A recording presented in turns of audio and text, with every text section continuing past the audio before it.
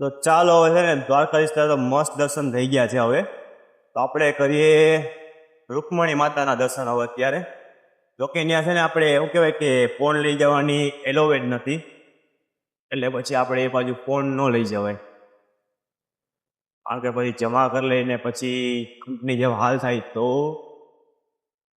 આપણે પહોંચી ગયા છે ઓલમોસ્ટ. જો અહીં તમે ચેક કરો, આ રૂકમણી માતાનો ગેટ આવી ગયો છે અત્યારે.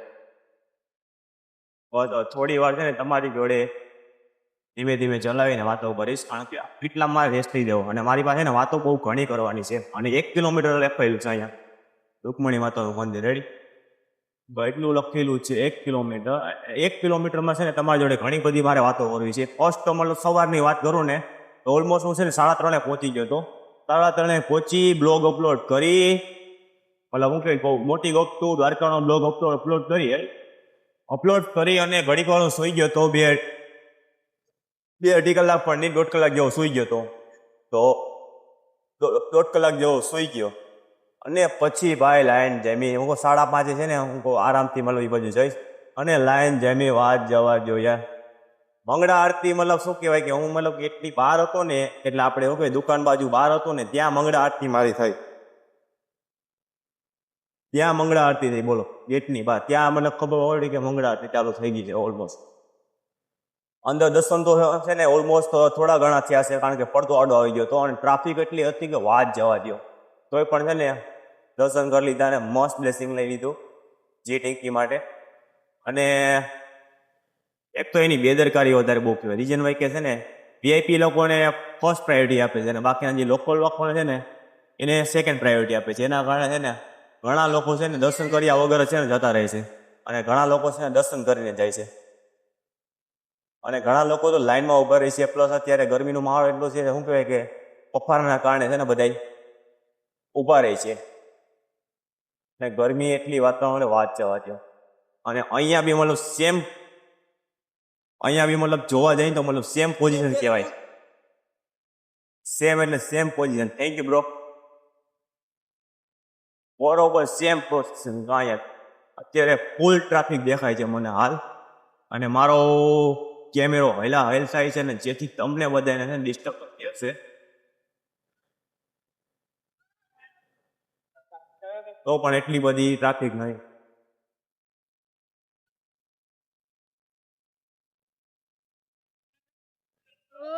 આ માસી એક તો ભૂલા પડ્યા એવું લાગે છે મને અત્યારના વોટમાં. ઓકે, તમે રૂકમણી મંદિરનો ટેમ્પલ ચેક કરો. અત્યારે બાઇક બહુ આગળ રાખી દો, બસ અહીંયા રાખી દેવા દે. તો પહોંચી ગયા ફાઇનલી આપણે રૂકમણી માતાના મંદિરે. ફ્રી અહીંયા બી ફૂલ ટ્રાફિક છે. રીઝન ભાઈ કે આજ રવિવાર છે એટલે.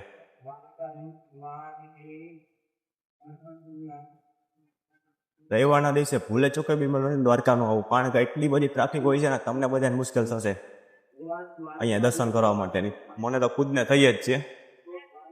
ચાલો આપણે રૂકમણી માતાના દર્શન કરી લઈએ. जय रुक्मणी द्वारकाधीश। को 20 रुपये में फूल माला मिलेगा ऊपर।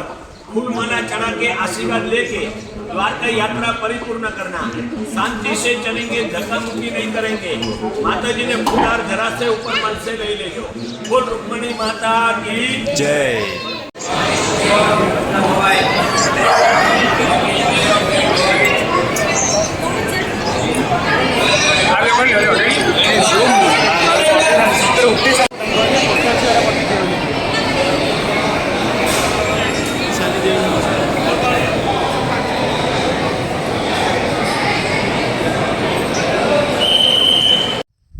મિત્રો છે ને તમને મારા માટે મારા ઉપર છે ને મોટા બધો સ્કેમ થઈ ગયો છે અને તમને બધાને ખબર છે સ્કેમ શું થયો હશે ને એ રેડી.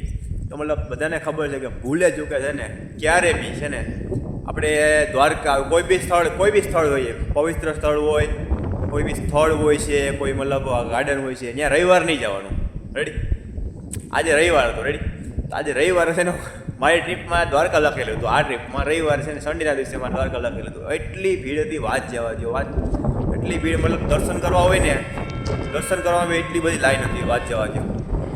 પછી છે ને કંટાળીને લાઈનમાં ઊભી સતત 1.5-2 કલાક છે ને લાઈનમાં ઊભો છું અને પછી મસ્ત દ્વારકાધીના આપણે દર્શન થયા.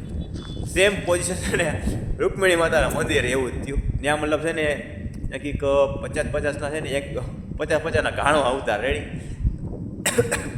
જેમ કે મતલબ ભજીયાના ઘાણો આવતા 50-50 લોકો આગળ દઈ અને પછી ટેમ્પલના વિઝિટ કરાવે અને પછી એને રૂકમણી માતા વિશે અને શ્રી કૃષ્ણ વિશે અને છે ને અહીંયા ઓલી પાણીની કથા છે એના વિશે છે ને ટૂંકમાં માહિતી આપે. 50-50 લોકોના ઘાણા ઉતારી અને બધા લોકોને છે ને લાઈન ટુ લાઈન મને જવા દે. ત્યાં બી ટ્રાફિક હતું.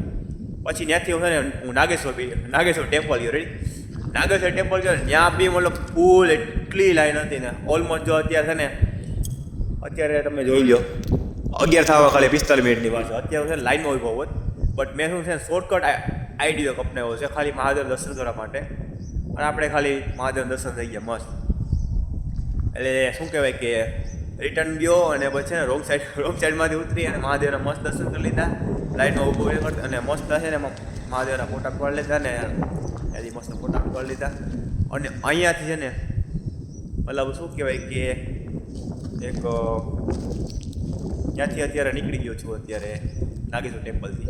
અને એક છે ને બહુ એક મતલબ ઇન્સ્ટાગ્રામમાં મારામાં રીલ્સ આવી હતી હમણાં મતલબ 2 અઠવાડિયા પહેલાં જ કે છે ને એક નાગેશ્વર મહાદેવ મંદિરથી રેડી ત્યાંથી 8 થી 10 કિલોમીટર દૂરમાં અને દ્વારકાથી 20 થી 21 કિલોમીટર દૂરમાં એક મુંબઈમાંનું મસ્ત શું કહેવાય કે દ્વીપ તરીકે એક મંદિર આવેલું છે રેડી.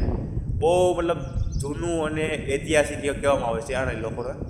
અને કોટુંબ ગામનું છે ને એ એક મંદિર છે.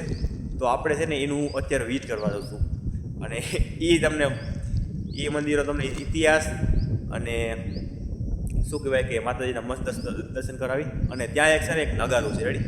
એ નગારું છે ને સાંજના સમયમાં છે ને ઓટોમેટિકલી વાગે છે અને એ છે ને અંતરજાર માતાજીની દરિયા છે મુંબઈ માતાની.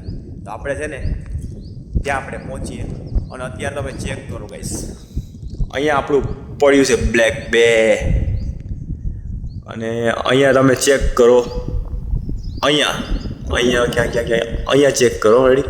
ત્યાં નાગેશ્વર મહાદેવનું મંદિર આવેલું છે બટ કેમેરા ક્વોલિટી થોડીક વીક છે એટલે છે ને દેખાણું નથી. તો આપણે છે ને વધારે સમય વેસ્ટ ન કરશો ને મસ્ત સિંગલ રોડનો રસ્તો છે અને કોઈ પણ જાતનો ટ્રાફિક નથી. 100માંથી છે ને 10% લોકો છે ને આ ટેમ્પલનું વિઝિટ કર્યું હશે ને જોયું હશે રેડી. અને કદાચ જો મારો બ્લોગ વાયરલ થઈ ગયો હોઈ જાય તો મતલબ 50-60 વ્યૂ આવી જાય ને તો પછી ને બીજા લોકો બી અહીંયા છે ને 50-60 જણા એ લોકો બી છે ને મોય માતાના મંદિરે એના દર્શન કરી જાય. તો કે બધા ઇન્સ્ટાગ્રામ રીલ્સ તો જોઈએ છે ને બધે સર્ચ તો મારેલ હશે પણ બ્લોગ કરીએ મતલબ 50-60 જણા જોઈ જાય ને તો બી પણ આપણે છે ને અહીંયા આવવાનો ધક્કો છે ને વસૂલ છે. આપણું 510 રૂપિયાનું પેટ્રોલ વસૂલ છે. તો જય મુંબઈમાં આપણે છે ને ડાયરેક્ટ પહોંચું મુંબઈમાંનું મંદિર રેડી. બહુ મસ્ત એટલે અતિશય મતલબ મેં રીલ્સમાં જોયું હતું અને અત્યારે હાજર જોવા છો તમને બધાને દેખાડીશ. જય મુંબઈમાં.